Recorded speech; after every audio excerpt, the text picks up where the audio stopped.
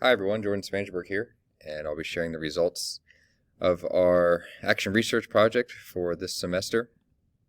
So just a quick introduction about me. So again, my name's Jordan, and I'm in the assessment curriculum and teaching course with a focus on online instruction. And this is the final course for me, so I'll be graduating here in December.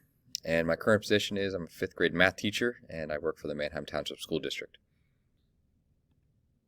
So the purpose of my action research, so our school has slowly been implementing co-teaching across all of our teams. We have 6 different teams in our building of 5th and 6th grade. So this year is the first year that our team has a co-taught math class. So I wanted to spend some time just diving deeper into the class just to see, how we're instructing the kids, how they're learning, and, how we can make it the best experience for them as learners.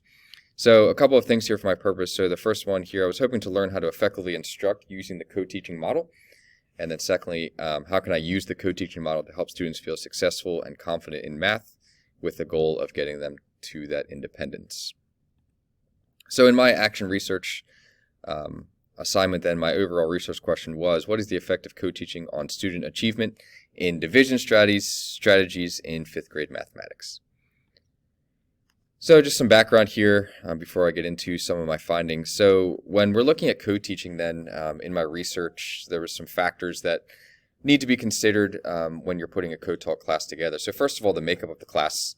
Obviously, all of your students that are in your co-taught class are there for a specific reason, whether it be, part of their IEP or just they just need a slower pace but on level content, or whatever that reason may be. So you need to consider the makeup of the class. The needs of the class, again, like I already talked about, should be identified.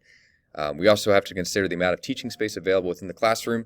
So again, in the co-taught model, you're going to have 2 teachers at least in the room, possibly more if the special education teacher has a paraprofessional with them. So we need to make sure that the classroom is designed in a way that we can have 2 or maybe even 3 teachers teaching at the same time within the room. Me as the regular education teacher, then it's important for me to be willing to believe there's more than one right way to present information. So as a teacher, we're used to doing everything, without the co-taught model, just on our own. We're the teacher in the room, we're the one presenting the instruction. But when the co-taught model, we have to be willing to give up some of that control, if you will. So there needs to be more than one right way to present information, because you're going to be teaching, your co-teacher is going to be teaching, potentially a third teacher as well. So you need to be able to do that and do it effectively. In the review of literature then, in the research I conducted, several of the articles I was reading identify different models of co-teaching.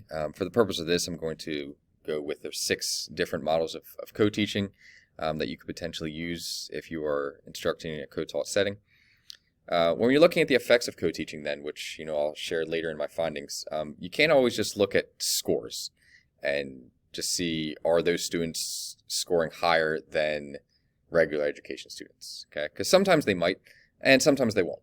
But a lot of the research I was finding, it was pretty inconclusive to say that, the co-taught model definitely will have students score higher, because that wasn't always the case. So when you were looking at that, and, my data is going to show this as well, we're not just looking at test scores and seeing, can we get them higher than the regular education classroom in the co-taught setting? Because again, that's not always the goal. And the last thing there, improving test scores is just one of the goals in a co-taught classroom, but also then we want to look at, some other things as it pertains to student achievement. All right, so my design then. So when I collected data, I did it in the 2 sections of 5th grade math that I teach. So I had my treatment group, which was my co-taught class, and that's made up of 20 students, and then the control group I compared them to was a regular education 5th grade class composed of 26 students. So when I collected my data then, I did use some qualitative and also quantitative data.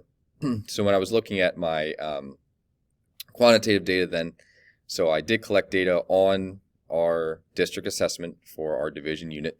So I gave the students a pre-test and a post-test and compared scores there. Then I also did some other daily checks for understanding. I used IXL. If you're familiar with that, it's a computer-based program on the iPads. I had tickets out the door, exit tickets, formative assessments, quizzes, just different things to help me track data.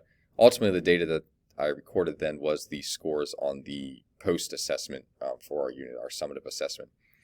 Also looked at some qualitative techniques, some observations as I was going through this unit with myself, my co-teacher, and her paraprofessional as well.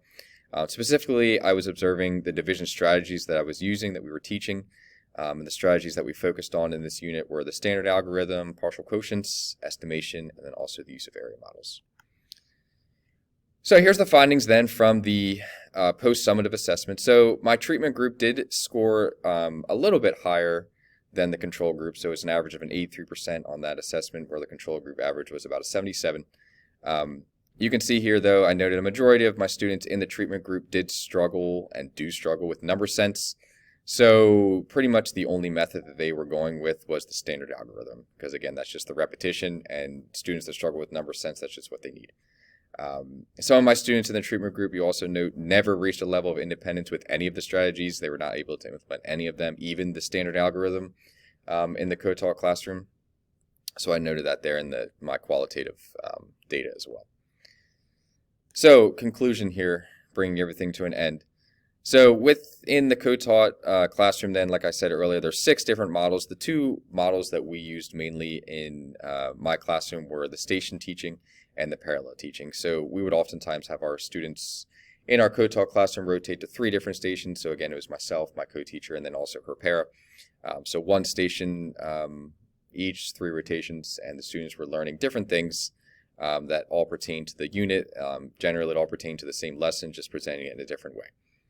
Parallel teaching then, oftentimes we would also split the kids up just into 2 groups, and I would teach one group, co-teacher would teach a different group, but we were teaching the exact same thing at the exact same time within the classroom. So those were the 2 main co-teaching models that we used throughout this research project. I had talked about this earlier, but there's other goals to consider besides looking at test scores. So we're looking at improving student confidence, leading students to independence, limiting frustrations, providing more learning opportunities, since there's at least 2 teachers, and again, sometimes 3 in the room. Quantitative data is always good to see. It's always good to use, looking at those test scores.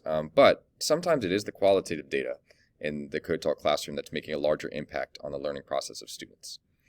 Finally, as I wrap up, so, one thing that I would present to our school, if need be, is again, I think this data is good to help inform the school that the co-teaching model may not show a significant increase in, test scores, but when we're looking at it, we can show that it's definitely helping to improve student confidence, helping them to understand themselves better as learners, which again, I think that's the bigger goal here in the co-taught classroom is, again, these students are all in our classroom in the co-taught model for a reason. It's most likely because they struggle with whatever the co-taught setting is. In this case, it's math.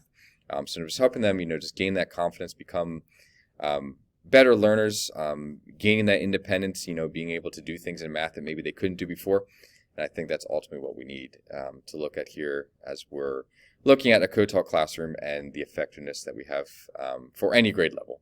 So for me, in this case, it would have been 5th grade. So again, that's my action research for this semester using co-teaching, specifically in 5th grade mathematics. Look forward to your feedback.